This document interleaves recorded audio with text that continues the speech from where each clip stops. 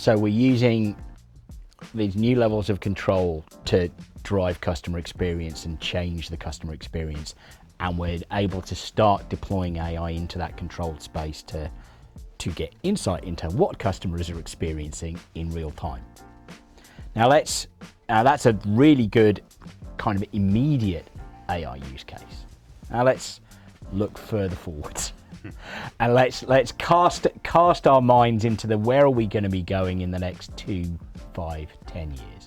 Phil First from HFS coined the phrase services as software, and we're moving into this world from Gen AI into Agentic AI and people getting to grips with what even that means. So Will, you advise on this in a lot of places. How far away do you think we are from businesses getting real value from agentic deployments in service delivery?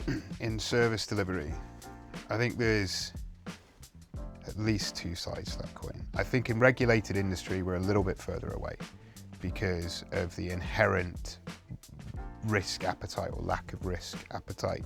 These businesses have EU AI Act, GDPR, gosh knows what UK government are going to do. It was the start of this year, they released a white paper that sounded like they're going to create AI nirvana, and that's disappeared into the ether.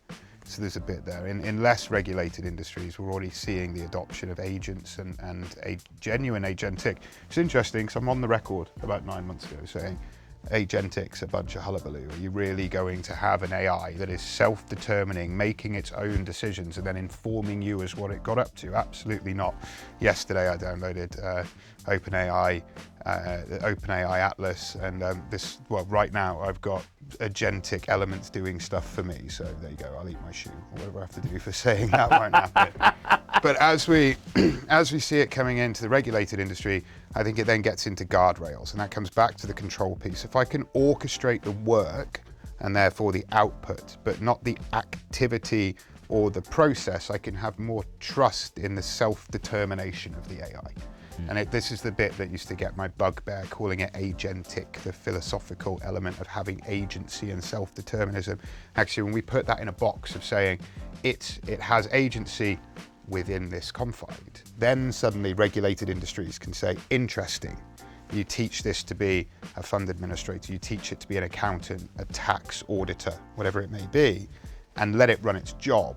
Now, even if it doesn't do 100% of the work, if it does 90% of the work and then a human tax auditor needs to check it through and finish that final 10%, well, we've achieved what we keep saying we want to achieve, and that is augmenting our human workforce in order to drastically increase the output of our businesses whilst more or less holding the cost line steady. And I think it's very realistic that we'll see that type of AI agent and agentic AI become deployed at scale in regulated industry in the next 18 to 24 months. What I don't think we'll have is an agentic fund admin that is now a computer box sat on the side and you tell it, go and account for this private equity firm. I think we're some distance away from that because of our regulatory environment rather than our technological capability to do that.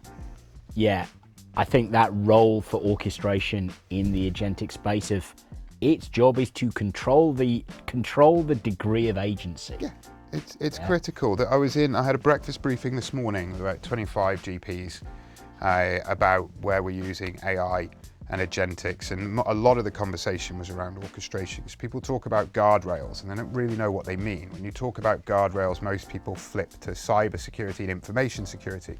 But what this is about is role definition, and rather ham-fistedly, if you will. So the easiest way is to investment committee members rather than tech operating partners, saying the way to think about it is orchestration is effectively HR for your digital workforce. Now, if you didn't have policies and regulations that control how your people work, you wouldn't have conformity in how your people execute their work. So why is it fair to expect an emergent artificial intelligence to operate in a defined way if you don't subsequently define that way? And that's what orchestration does for me. Yeah, it's that world where your company, our company has a large number of non-deterministic intelligent agents working in it right now. Yeah. They just happen to be human. Yeah. And yet we have built a whole load of control frameworks and policies and procedures around how they work to constrain their agency. Yeah. So that we get consistency of service and so that we get great customer experience, because we want to deliver that across the organization. Absolutely. And that change, that being the case for AI is definitely going to be the case. So, Kiran, you're in that regulated world, and you've got that mixture of some clients wanting that white glove, high touch service, and others going, I just want you to deliver it to me. How far do you think we will end up going in the digital first, human second service delivery model? I think it's going to be in parts.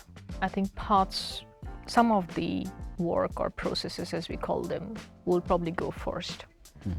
Especially around providing updates to clients. That is something will get more and more digital and AI enabled, and orchestration sitting behind it.